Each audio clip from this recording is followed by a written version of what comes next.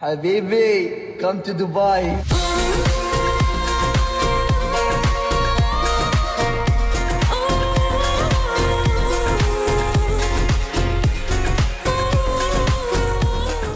यहाँ दुनिया के इस कोने में जिसे पर्शियन गल्फ कोस्ट कहा जाता है, जहाँ पानी और रेत के दो समंदरों का मिलाप होता है, इस रेगिस्तान को अनपढ़ अरब बद्दुओं ने दुनिया की सबसे बड़ी और सबसे जर्री तजुर्बा गाह बना दिया।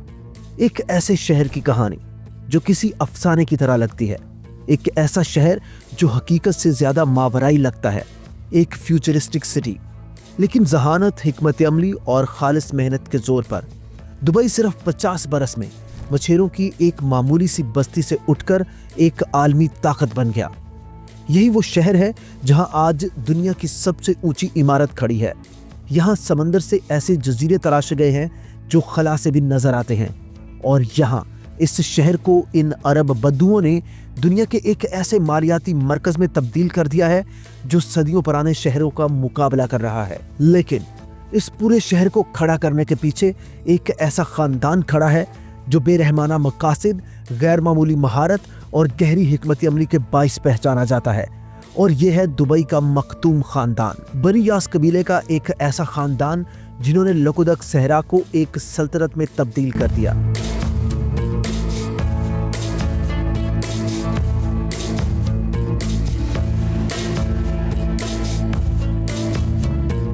सन 1800 की दहाई से पहले तक दुबई सिर्फ अरब मछेरों की एक बेनाम सी बस्ती थी, एक ऐसा गांव जहां गर्दो गुबार, नमकीन हवा और एक ऐसा समुंदर था जिसमें कीमती मोतियों की उम्मीद तो थी मगर कोई यकीनी किस्मत नहीं थी।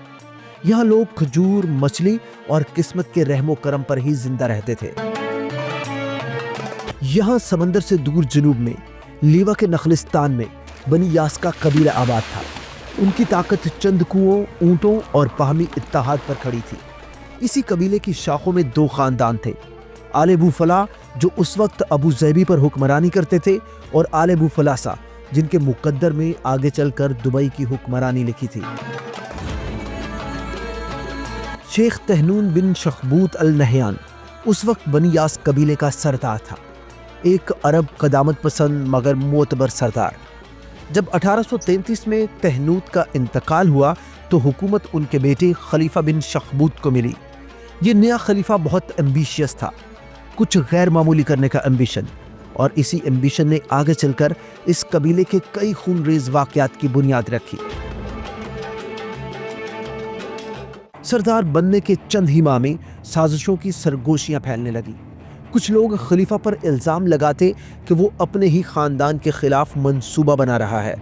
दूसरे कहते कि उसके कज़न्स उसे हटाकर खुद काबिज होना चाहते हैं, और अरब के इन सहराओं में एक अफवाह भी जंग भड़काने के लिए काफ़ी होती है। उस ज़माने में हुक्मरानी का दारोमदार ना तो किसी फौज पर था और ना ही किसी आईनी कानून पर, बल्कि वफादारी और खौफ ही दो ऐसी चीज़ें थीं जो किसी भी कबीले की हुक्मरानी पर बरात जमान रख सकती थी। साल 1833 के आखिर में एक पुरसुकून शाम, खलीफा ने अपने तमाम मुखालिफिन को एक शानदार शादी की दावत पर मदऊ किया। ये एक अरब कबीले के इत्तेहाद की दावत थी। आले बूफला, आले बूफलासा और तमाम कबायली सरदार इस दावत में इकट्ठे हुए थे। जिस वक्त जश्न अरूज पर था, खलीफा अपने वफादारों को एक इशारा करता है। तलवारें म्यान से निकल आती हैं और चंद ही लम्हों में इत्तेहाद का ये जश्न मैदान जंग में तब्दील हो जाता है। इस कार्रवाई में आले बूफलासा खानदान के कई लोग खैमों के अंदर ही कत्ल कर दिए जाते हैं, और ये कत्लेआम बनी यास के नाजुक इत्तेहाद को चीर कर रख देता है। इस खूनरेजी के बाद आले बूफलासा खानदान के जिंदा बच जाने वाले दो अहम अफराद उबैद बिन सईद और मखदूम बिन बतई फैसला करते हैं कि वो अब मजीद अबू ज़ैबी के ताबे नहीं रह सकते। ये दोनों सरदार अपने खानदान के चंद सौ लोगों को साथ लेकर सहरा के रास्ते शुमाल की तरफ हिजरत कर जाते हैं। कई हफ्तों के सफ़र के बाद वो एक साहिल पर पहुंचते हैं, जहां रेत को चीरता हुआ एक छोटा सा क्रीक समंदर को सहरा से जोड़ रहा था। यहाँ माहीगीर और गोताखोर झोंपड़ियों में रहते थे। اور اب ان مچھیروں کے ساتھ عبید اور مختوم نے بھی اسی جگہ کو اپنا مستقبل بنا لیا۔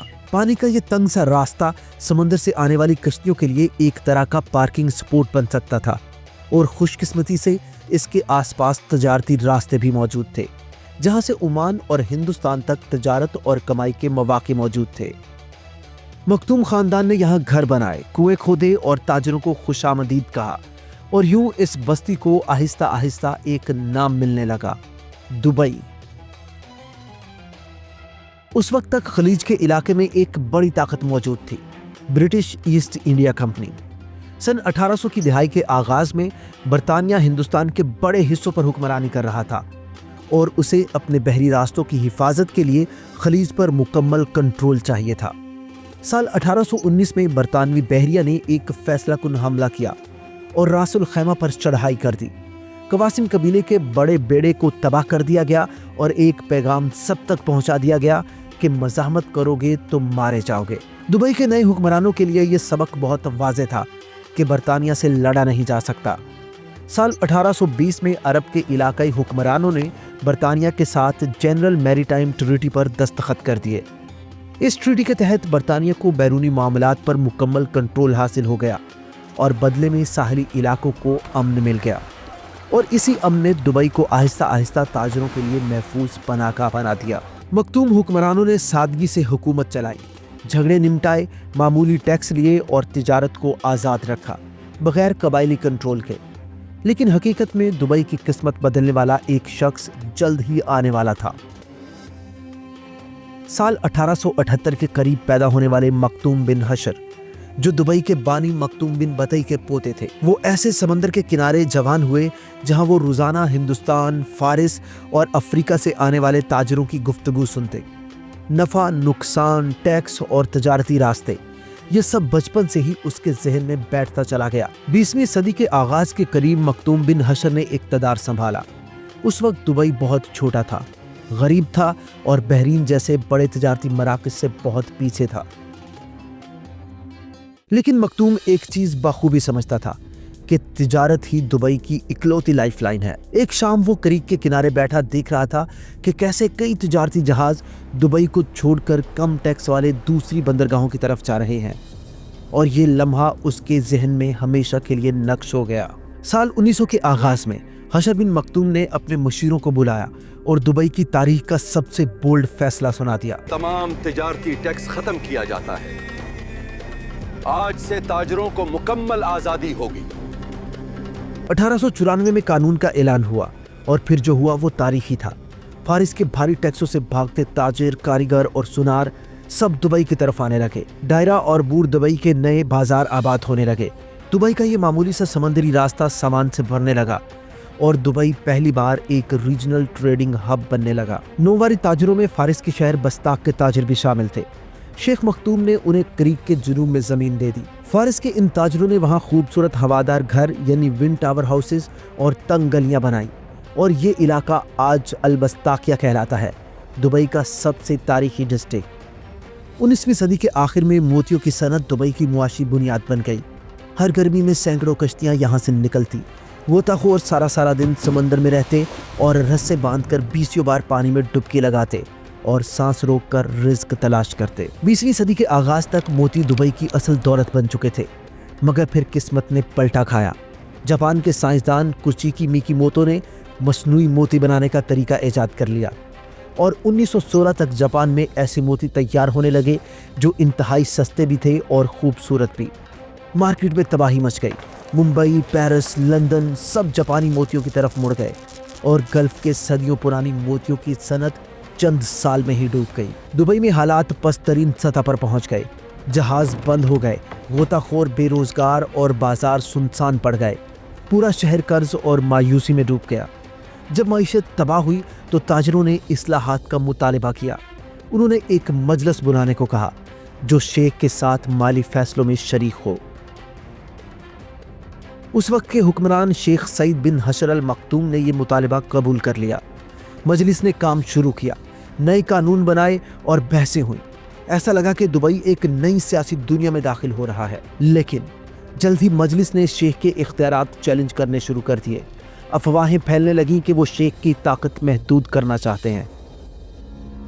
سال 1938 کے آخر تک دبئی 2 حصوں میں تقسیم ہو چکا تھا، شیخ سعید اور ان کے وفادار بور دبئی میں، جبکہ حشر بن راشد ریفارمسٹ دائرہ میں مورچہ زن تھے۔ مارچ 1939 میں شیخ راشد بن سعید المختوم کی شادی کے موقع پر بنی یاس قبیلے کی اس خونریز روایت کو ایک بار پھر دہرایا گیا۔ شادی کی ایک تقریب جو امن اور اتحاد کی علامت ہونی چاہیے تھی، ایک بار پھر ٹریجڈی میں بدل گئی۔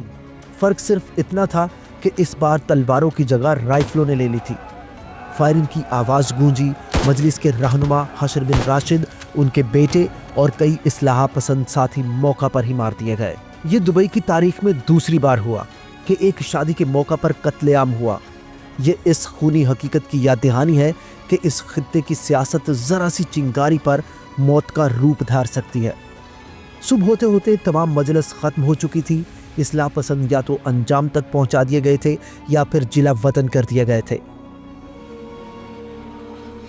شیخ سعید بدستور اقتدار پر قابض رہا، طاقت نافذ کر کے اور پس پردہ برطانوی حمایت کے ساتھ۔ 1930s اور 1940s تک دبئی کے حکمران تو شیخ سعید ہی تھے، لیکن معیشت مکمل طور پر ٹوٹ چکی تھی۔ موتیوں کی تجارت کے خاتمے نے شہر کو خالی ہاتھ کر دیا تھا، تاجر مقروض ہو چکے تھے، گھرانے غربت میں جا چکے تھے۔ لیکن اس دوران خطے میں ایک نیا انقلاب آ رہا تھا۔ سال 1932 میں بحرین، 1938 میں کویت اور اسی سال سعودی عرب میں بھی تیل دریافت ہو چکا تھا۔ بلیک گولڈ اب موتیوں کی جگہ نئی دولت بن چکا تھا۔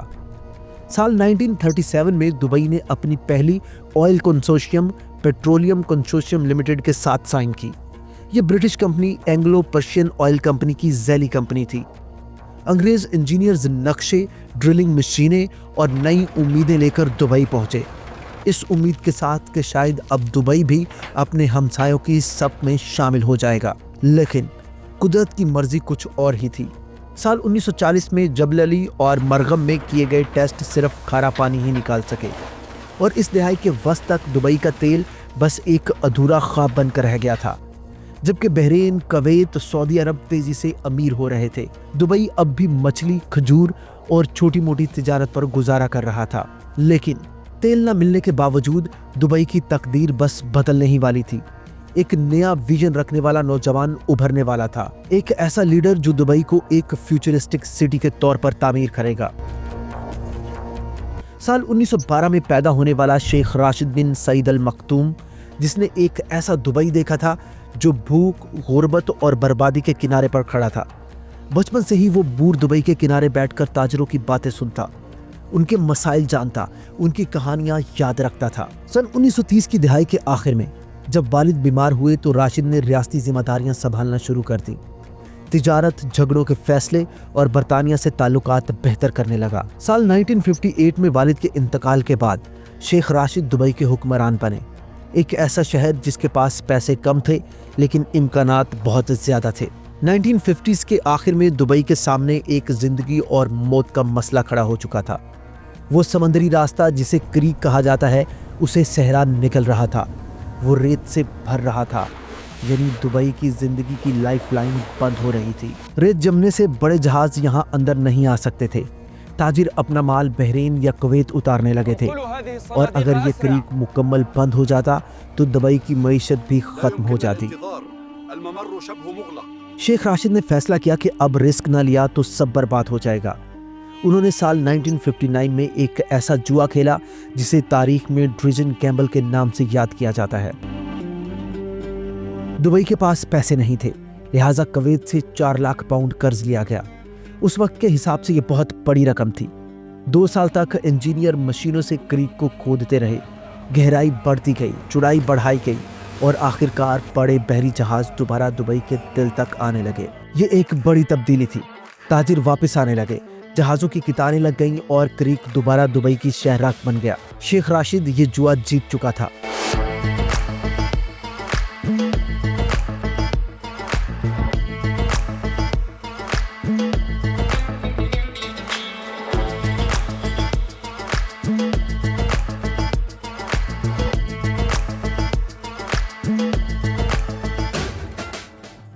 '60s کے آغاز میں ایک ایسا اتفاق ہوا جس نے دبئی کو نئی پہچان دی۔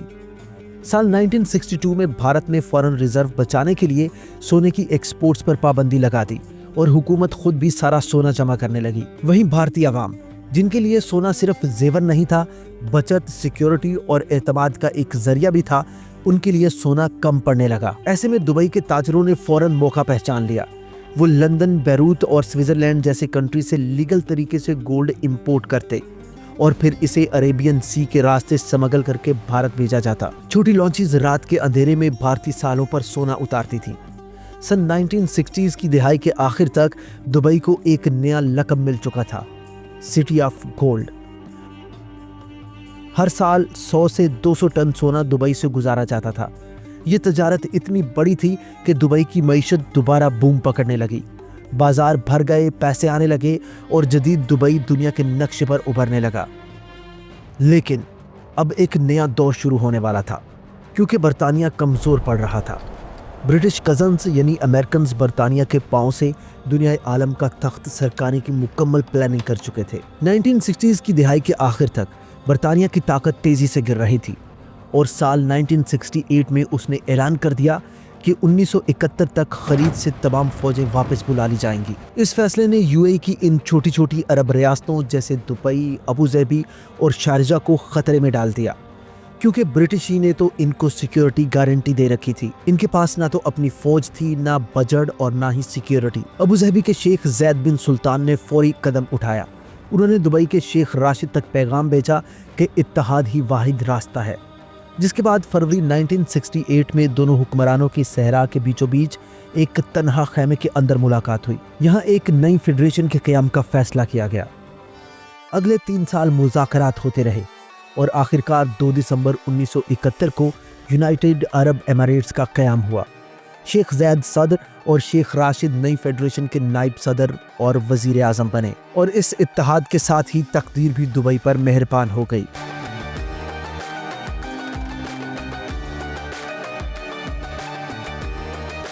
साल 1966 और 1969 तक इन 3 सालों ने सब कुछ बदल कर रख दिया। दुबई ने कई दहाइयों तक तेल ढूंढा मगर नाकाम रहा। लेकिन 1966 में कोनोको कंपनी ने फेच ऑफ शोर फील्ड में ड्रिलिंग शुरू की और सितंबर 1966 में आखिरकार फेच वेल 1 से तेल फूट पड़ा। दुबई के लिए ये एक बड़ा दिन था। साल 1969 में पहला ऑयल शिपमेंट उसी कंट्री में भेजा गया जिसकी महज एक इजाद ने कभी दुबई की मईशत को मौत की कगार पर पहुंचा दिया था, यानी जापान।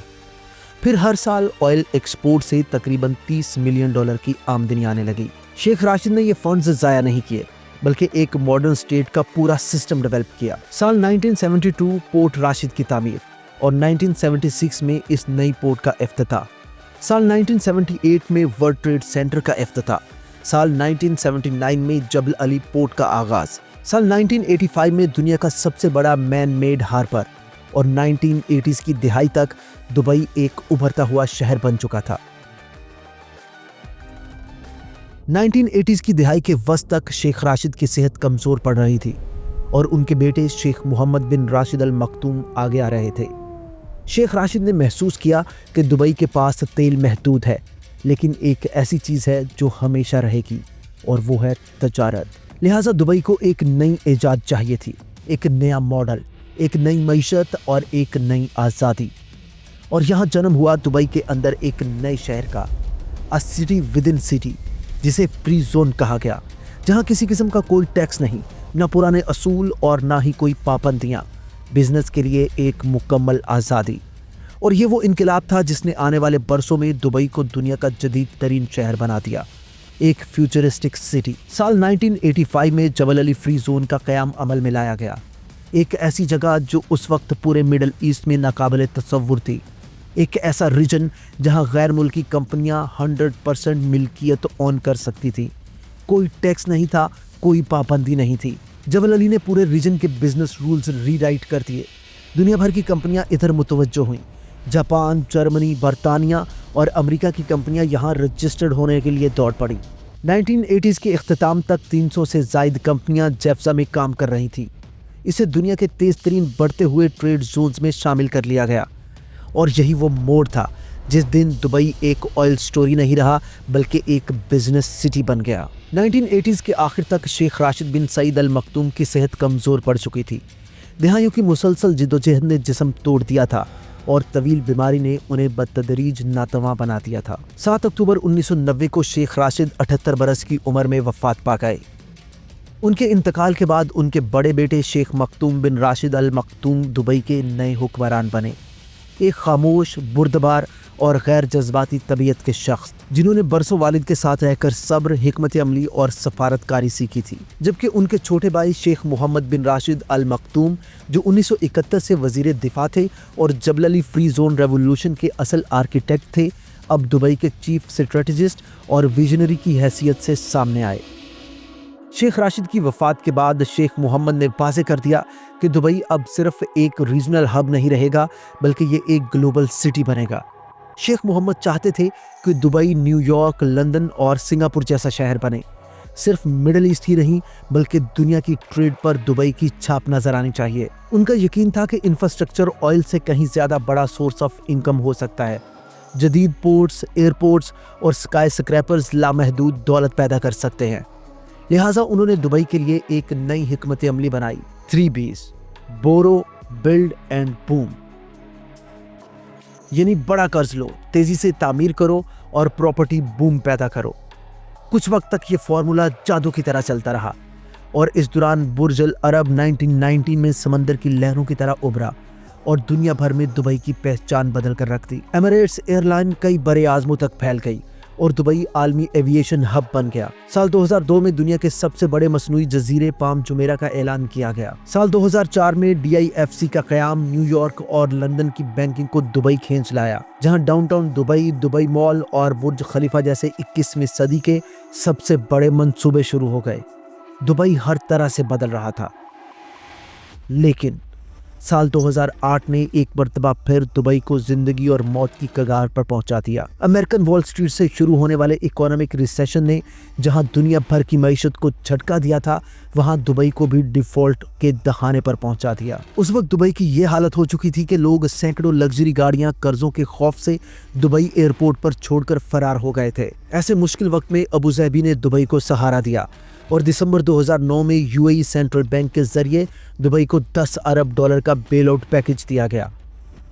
इस एक लाइफलाइन ने दुबई को डिफॉल्ट से बचा लिया, कर्जों की रिस्ट्रक्चरिंग मुमकिन बनाई और मार्केट का इत्तेमाद बहाल किया और रुके हुए मेगा प्रोजेक्ट्स दोबारा शुरू हो गए। इसीलिए तारीखी मदद के एतराफ़ में जब 2010 में दुबई की सबसे ऊंची इमारत का इफ्तिताह हुआ तो उसे बुर्ज दुबई नहीं कहा गया बल्कि उसे बुर्ज खलीफा कहा गया। तो यूं दुनिया की सबसे बुलंद इमारत का बूफला कबीले के सरदार शेख खलीफा के एजाज़ में ये नाम रखा गया। एक ऐसी शुक्रगुजारी जो आसमान की बुलंदियों को छू रही है। साल 2015 के बाद दुबई में एतमाद और तरक्की का नया दौर शुरू हुआ। फॉरेन इन्वेस्टमेंट में ज़बरदस्त इजाफा। साल 2021 और 23 तक प्रॉपर्टी प्राइसेस में 75% इजाफा। आज ऑयल दुबई की GDP का महज 1% से भी कम है, जबकि टूरिज्म और एक्सपोर्ट्स मुसलसल बढ़ रही हैं। दुबई इंटरनेशनल एयरपोर्ट दुनिया के मसरूफ तरीन एयरपोर्ट्स में आज शुमार होता है। आज जब आप पीछे मुड़कर देखते हैं तो दुबई की तरक्की की असल वजह ना तो किस्मत नज़र आती है और ना ही तेल, बल्कि असल राज था स्ट्रॉन्ग लीडरशिप। शेख राशिद ने कुछ ना होते हुए भी तरक्की की बुनियाद रखी। शेख मोहम्मद ने हर बहरान को मौका में बदल दिया। हर नस्ल ने हदूद को रुकावट नहीं बल्कि वसत का एक नया ब्लूप्रिंट समझा।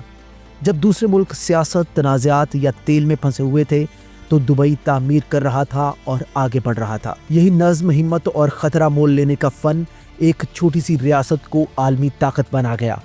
और अब चाहे कल कैसे भी चैलेंजेस सामने हों, दुबई एक ऐसा शहर है जो उनका मुकाबला कर सकता है, क्योंकि ये सिटी ऑफ ऑयल नहीं बल्कि सिटी ऑफ गोल्ड बन चुका है। और अगर आप दुबई के दुनिया भर के सोने की सबसे बड़ी मार्केट बनने और सूडान सिविल वार में इसके किरदार की मुकम्मल कहानी जानना चाहते हैं तो यहाँ क्लिक करके आप ये वीडियो देख सकते हैं। तब तक के लिए अल्लाह ने के बान।